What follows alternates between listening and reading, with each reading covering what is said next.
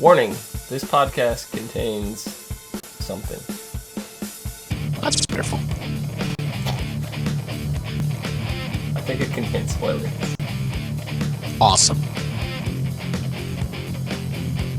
Maybe ramen noodles. Stupendous.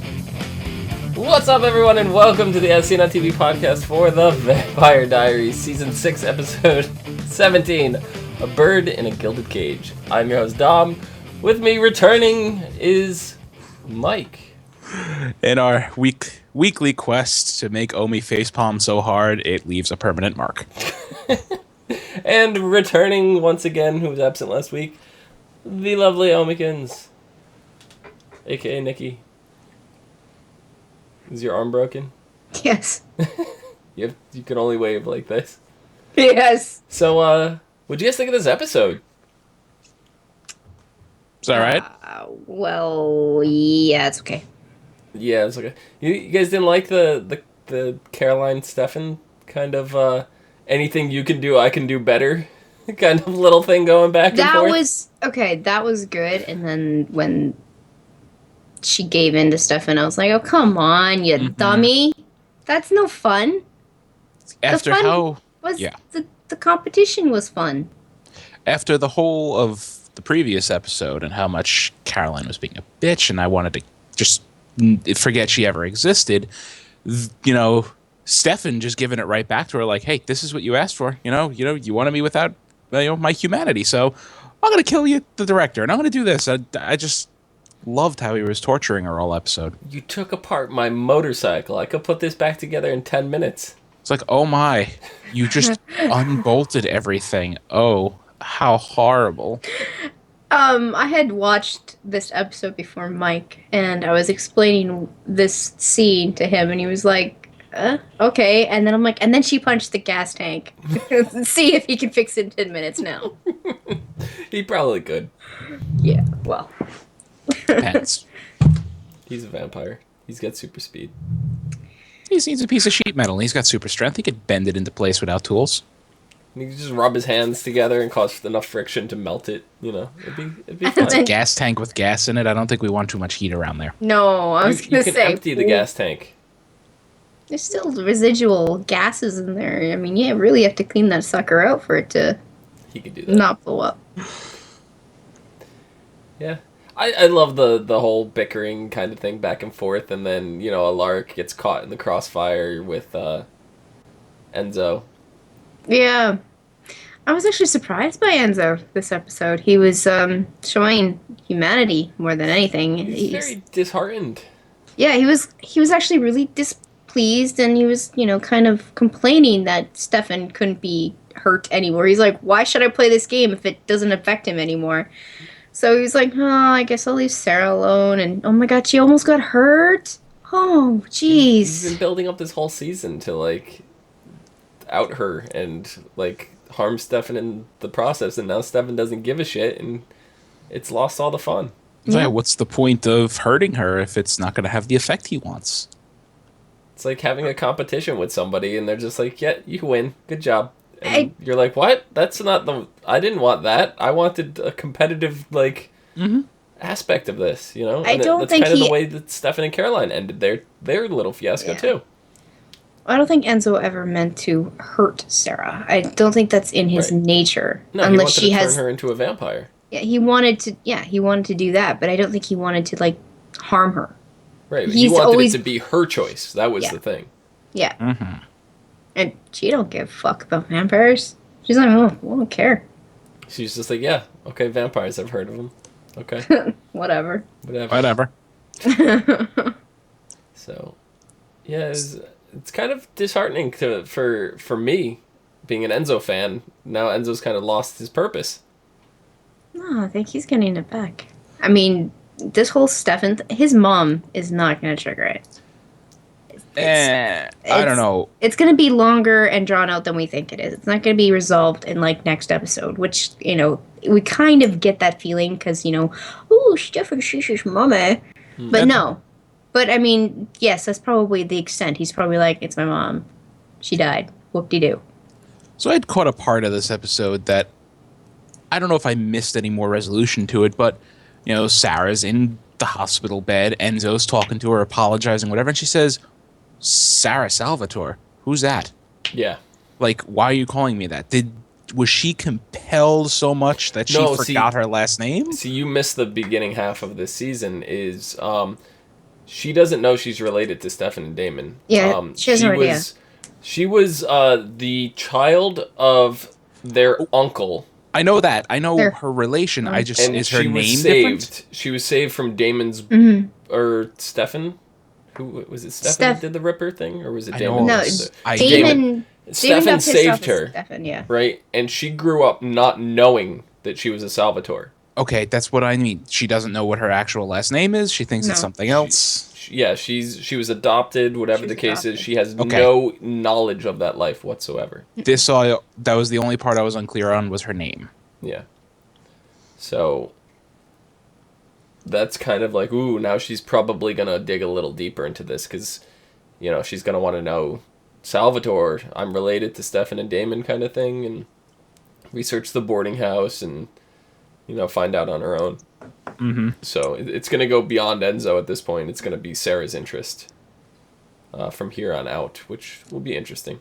But you mentioned Stefan's mom, so Lily. Yeah, Lily. Damon's been wrestling with whether or not he wants to save her from the prison world because he wants to, he doesn't want to. He's going back and forth this whole time, and then finally she's a Ripper, but she's my mom, but things, and Stefan's a baddie now. Yeah, this whole thing with Stefan really kind of solidified what he's got to do, and it's really only to bring Stefan back at this point. So Bonnie reluctangly agrees to side with Kai and make this go down, and Kai reveals, he's got the thingamajigger. Yep. The 1903 Ascendant. The Ascendant, yes. Yeah. He's got the Ascendant. So Bonnie agrees to go, and the entire time Bonnie's plan is to trap Kai there. Dick move. Well, I mean, she's still, traumatized from what Kai did to her, and, I mean... She is. He was on the right track with her, and then he's like, I could just stab you again, and she might have, not been so mean about it. Yeah, well, she stabbed him. She stabbed him because he jogged up some more memories, because he kind of reverted back to, he got a little violent, he got a little, physical with her, and then he was like... I think her plan all along was to do this, because... she led him in that direction the whole time. She knew the Ascendant was not in that direction the entire time. Oh, I know, she knew that. So, her plan was She could have went a different way with it, but he... tied him to a tree or something? Yeah, something that didn't cause him harm. Yeah, but like that. This is where I'm confused now with Kai. Is he immortal? Because he can't be, because they said if he dies, then the whole Gemini coven dies. But it seems like when he goes into these prison worlds, all of a sudden he becomes like this immortal creature. And we know Bonnie was trying to kill herself, and that was a big deal, so we know Bonnie could die. It's not like she would have died and woke up again. Well, Kai is kind of different from every Gemini coven leader now. He's merged with 2 of his siblings. It's also possible that... Oh, no, see that... Like, for the other prison, I was going to say, if the prison was made for Kai, it would stand to reason that the prison wouldn't allow the person it was made for to die, because what's the point if they off themselves after a week? That was the point of that prison, so he wouldn't die. That was actually the rules that we were given for that one, but it seems the rules are following Kai into this prison, because he was just stabbed how many times? And then he's getting up, walking around like not too much is going on. I mean, like I said, he's got 3 powers of witches in him. He's got 3. He could have just, been like, oogly boogly, and kind of cured himself a little bit. That's a magic word? Yes. Oogly boogly. No, hoogly boogly. Hoogly boogly. Hey, anyway, what spell is that cast? Hula hoops or something? Whatever spell he wants it to cast. Oh. Interesting. So we get a lot more of Lily this episode, what she's been up to in there, and we find out she's not alone. Yeah. Oh, let me go tell the others. I had the same reaction as Damon and Elena. What others? What? I thought she was talking about, mannequins or something. Yeah, I thought she, legit, went insane. Thought she was having like a tea party upstairs with a bunch of dolls. No, she's having a tea party on a volleyball. God damn it. She's not having a tea party upstairs with a bunch of dolls. She's having a tea party in the basement with a bunch of desiccated vampires. Yeah. Oh, was it the basement? I thought it was the attic. It was the basement. It was like a cellar. It looked like more like a cave, but I guess cellars and caves were pretty much indistinguishable in the 1900s. Yeah, that's true. Because, I don't know, for whatever reason, it looked like an attic to me when she was there, and then it looked like a cellar when Kai was there later. But, I don't know. It was probably lighting and... Yeah, probably. Mm-hmm. So, who exactly are these vampires? They look very fancily dressed. They do. They only showed you the one guy's face. The rest of them were clouded in shadows.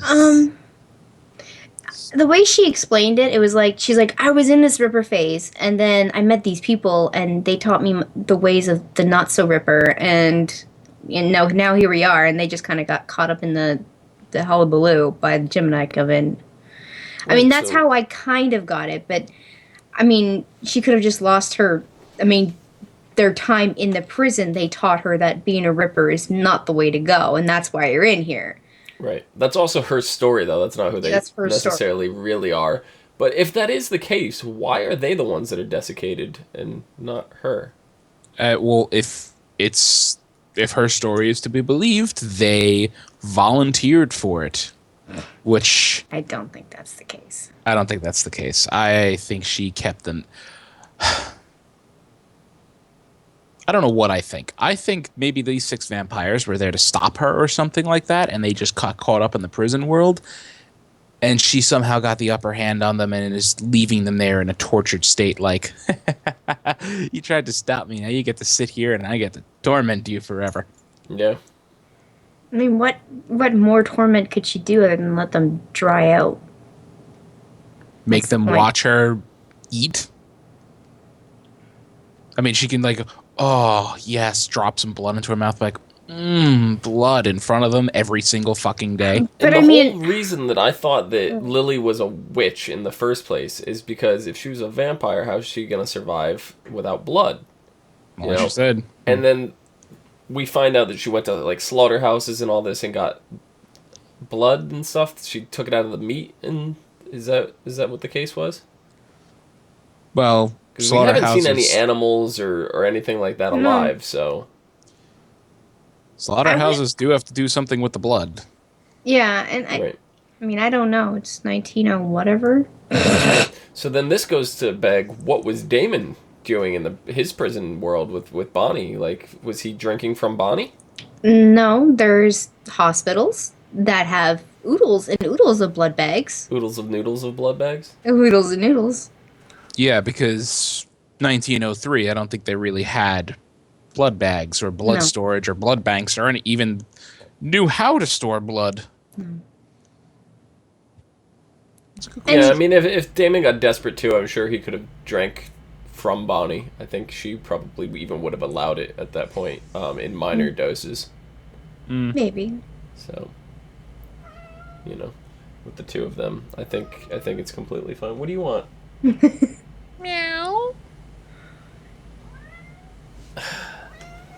Ah, that sounds inquisitive, actually. I don't know. I see, Lily, she was really adamant. She's like, we have to bring them. We have to wake them up. We have to bring them. I mean, if she were torturing them for so long, I think you're right. She would want them to stay there, kind of thing. That is true. Yeah, she wants... Do you think Damon's actually going to go back for them? Fuck no. No, he already said he wasn't going to. He told Bonnie, he turned the water on in the sink and told Bonnie there's no way. Saying and doing things, there might be a reason for him to do it. That's why I'm asking you guys, not from Damon's point of view, but from your guys' perspective, do you think he's going to go back for them? He's not going to need to. Kai's going to break out and bring them with him. I don't What if one of them is a Bennett witch? They're all vampires. Bennett blood. Bennett blood is needed to cast the spell. If one is a vampire, they still have Bennett blood. I don't know. I was going to say, Kai is now the leader of a whole coven and kind of like a super Gemini witch. He'll figure out a way out of there. Oh, yeah, he's going to figure out a way. That's not the question. The question was, what about the rest of those deadbeats in the freaking cellar? Yeah. I'm Who just gonna knows? say, Maybe they are therapeutic for Lily, and she's gonna need them, and they're gonna realize that they have to go get these people. Yeah. Otherwise, she's gonna go back in Ripper form. Because if Lily goes full Ripper, they may need them to stop her. that's possible. But I mean, my theory is I don't know how he's gonna do it, but Kai's gonna break out with the 6 of them. They'll write some plot convenience loophole or whatever into it, just to make it happen. I mean, if they don't go back for them, how is Lily going to react? Well, she seems to be taking it pretty well when she went to bed. Could be a front. Yeah. It could be a front, you're right. We really won't know until... she's got to meet Stefan first, and then that's when all her decisions are going to come out. Like, what she's planning, what she feels. I mean, that's when we're going to know what Lily's up to. Mm-hmm. Yeah, because we do know that they are going to be face-to-face the next episode. So that's going to be interesting.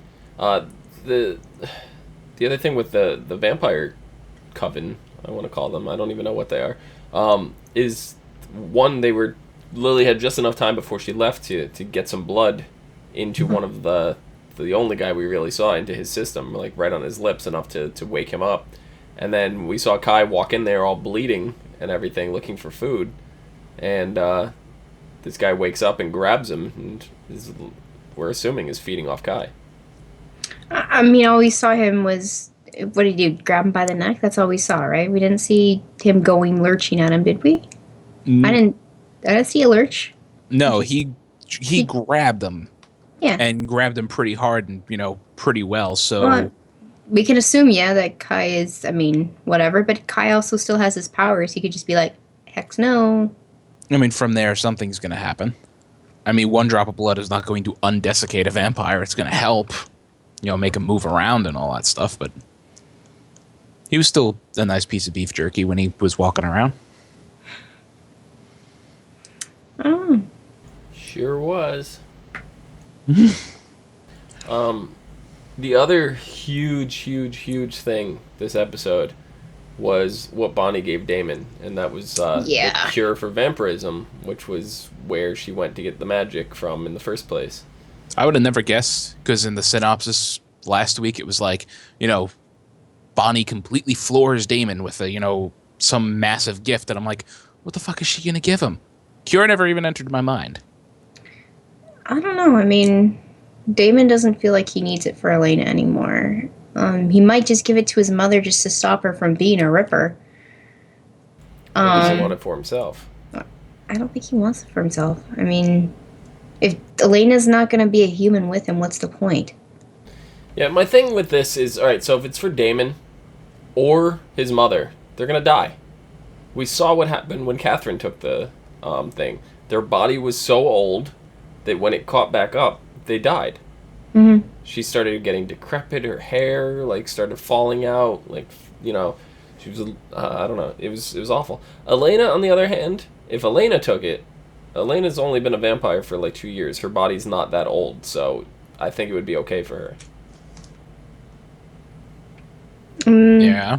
I have a feeling that Enzo's going to get his way with Sarah, and they're going to have to use the cure on Sarah to keep the Salvatore line to go. So the mother died when? When did Damon's mother die? 1850 something. 1858. Right. So, and then she was trapped in the 1903 prison. So that's 50 years that she was a vampire. So her body would age at least 50 years. The rest of the time was in the prison world, which time is different in there, so we can't count that. No. We don't know for sure how that would affect her. But 50 years is still 50 years. Yeah. So, at the minimum, she'd be 75. Her body may still be alive, and, I'm saying if her mother was 25 at the age she turned into a vampire, minimum. 50, 75. Minimum 75. So, she may still be able to be alive if the prison world works the way we think it works. Otherwise, I don't know. I don't think the body can take it. Yeah, I guess not. I don't know. Was the reason. I thought there was another reason Katherine started falling apart. No, it was... No, that was it, yeah. It was her body was that old, so... I mean, they can get away with Elena. They really could. Elena's been a vampire for, like, 2 years. Like, that's not she'll come out of it at the age of 22. Yeah, it's not gonna kill her There's body. always Caroline, too. There's Caroline. She'll come out of it at the age of 22. Yep. Mm-hmm. You know, Steph and Damon are out of the question. Yep. Or it's safe for Sarah Salvatore. Yep. Which, as Omi said, and I have to agree with her now that she brought that up, I didn't even think of that. That seems like a good something. I mean, It almost seems like a waste to me, though. Oh, yeah, it definitely seems like a waste. I don't understand why they brought it back in the first place. I mean, we already have a bazillion questions to get answered, and they bring the cure in, and that unloads a bazillion more questions onto us. Like, well, the why was already answered. Bonnie said, you wanted to use this on Elena. yeah, Uh-huh. That was the why of it, and now it's going to be how is the question we have. Or the question is who? Because Who the and question is who, because he doesn't want to use it on Elena anymore. how. Or so we however, if he did, she would get all her memories back, I think. The compulsion, right? Would that come off? I don't know how that would work. I don't know. I don't think the compulsion would. I don't know. I don't know. Season finale. The last 10 minutes. The cure is used on Elena. She wakes up. And Newly dies. human. I was just going to say that they go for a lovely stroll and she gets hit by a bus. I Well, would the not other thing is, care. there's been this rumor floating around that one of the actors has not signed on for next season. They won't tell us which one. One of the big three. It's not like, little minor actor like Tyler or Matt or anything like that. It's one of the big three. It's one of Damon, Stefan, or Elena.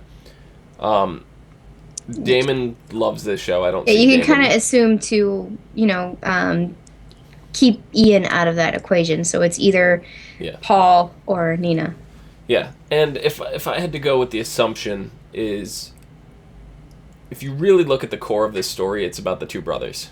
So if I had to make an assumption and kind of bringing into the equation the behind-the-scenes love triangle going on with Ian and Nikki, right? Nikki Reeds, is that who he's dating now? Nicole, yeah. Yeah, Nikki I think it's her name. And Nina, I believe I believe Nina would be jealous if I had to, because if Ian and Nikki are happy, and then you have Nina kind of not with anybody right now, she would be jealous, like in some capacity. It's not only, I mean, just them being together, you think she'd be jealous, but then, Nikki is on set a lot. She is. With them. So, She I mean, is. that would cause a little bit of tension, you would think. Right. So there's that. But then there's also that, side thing with Paul where he's in talks with another director, producer for another show. Right. Or movie or whatever. Something like that. Yeah. So there's a lot of different ways to go. That's not to say that they're not going to be signed on, because I believe that the entire cast was signed on for 7 seasons to begin with. If their intention is to go 8 seasons, for example, what they could do as a workaround would be to have one of them sit a season out and come back for the final season. They could very well just have Nina take the cure, or Elena take the cure, be human, compel her to go away, and she's gone for a season. They could do that. That would leave Nina to go, flesh out her acting career, get some movies under her belt, whatever she wants to do like that, because that is a direction she wants to go. And then if they come back for season 8 to wrap things up, they can. Well, they could also just do the whole thing where she does actually die and go away. I mean, that is the plot point in one of the books, right? Yeah, in one of the books, Elena dies, but she comes back as an angel. Which I don't know how they would work that into the TV show, but the TV show is also very, very, very different from the books. It is. I mean, Elena doesn't even have a brother in the books, so could always do some sort of, interchanging thing just so that it kind of resembles the books. Just a teensy bit. Yep. There's been a lot of talks, too, outside the show, of Julie Plec housing some other series after Vampire Diaries is over, like Vampire Academy. And internet is very torn on that. The movie that was released for Vampire Academy, I personally have not seen. I've heard it got really, really bad reviews. The book series is phenomenal from what I understand. And when Julie's name got mentioned for that, a lot of the diehard fans of Vampire Academy were very upset over this because of the way she handled Vampire Diaries by changing things. Granted, if you had read the Vampire Diaries books, which I have not, but once again, going off of what people have said, the books aren't that good. No. So, what Julie did to alter them for the TV show purpose works really well. I can understand a series that is good, like Vampire Academy, that everybody's ranting and raving over. I could see your worries in the adaptation, you know. I understand that, changing things. Like, I know in the Vampire Diary books, Elena goes on and on and on for chapters and chapters about her long golden hair, and she's not blonde in this series at all. She's not Caroline. And that was, like, the biggest thing is people started freaking out about is Elena didn't have blonde hair coming into this TV show. So, I don't know. If Julie goes off that way, there's also another movie or something that she was in talks of doing. Well, see, the thing is with TV shows, if you have an excellent series to base your TV show off of, you really don't have to go much anywhere with adaptations. Like, look at Game of Thrones. They're keeping to that book as closely as they can because of how great of a series it is. Except for that one time that they threw a scene in that wasn't quite in the books yet, and the entire internet exploded. So, you see what happens. They're trying. Right. But, so you see what happens, and it's very touchy ground. You can't, I mean, there's so much information in a book versus, 30 minutes of a TV show. You can't, possibly, people have to make exceptions, and they have to accept change. That's how it works. If you can't do that, then don't watch the freaking thing. Just go read the books. Right, which is why the book people are so upset. So, I don't know. We'll see. It's only rumors and stuff. So. Oh, it's all over the place because I was just searching to see if there was any more information on who didn't sign on for next season or who isn't up in the air. Interview they did with Nina says she's loving playing Elena right now. So. She looks like she's having more fun with Elena right now. That casts some doubt on that. And the other thing, all I could find is about Julie Plec and Vampire Academy. Yeah. That's like everywhere. Been a big thing like this last week and stuff like that. And I know Paul Wesley has been in talks with Marlene King, who does Pretty Little Liars. And she's working on another TV series that's about to start and a movie as well. So, not obviously based off Pretty Little Liars, but her and Paul have been in talks. They've been hanging out a lot. So, oh my. Yeah, so that's why that comes into play there. I know, Mike, when you heard Dom say Pretty Little Liars, you shivered. I saw that shiver. And you kind of like, huh. Like, I did. It must have been involuntary. But Marlene King is doing the best she can with the content she has. She's an amazing director. She's awesome, okay? All right, she just doesn't have much to work with. I'm sorry. You have not even watched this last season of Pretty Little Liars, so you don't even have room to talk, because this last season's actually been incredible. But anyway, you guys have anything else for this episode? No. Caroline and Stefan at the very, very end with the hula wabadaloo in the bed. Oh. Come. Anything you can do, I could do better. I want somebody to go make a montage with that song. I want to see that on YouTube. If you're one of those people that make those kind of videos, please link it in the comment below. I want to see it. Do it for me. We all want to see it. We all want a good laugh. That's okay. Yeah. Anyway, next episode is called I Never Could Love Like That. There's no synopsis anywhere, but in the preview for what we saw next week, we see Caroline threatening to kill either Tyler or Matt.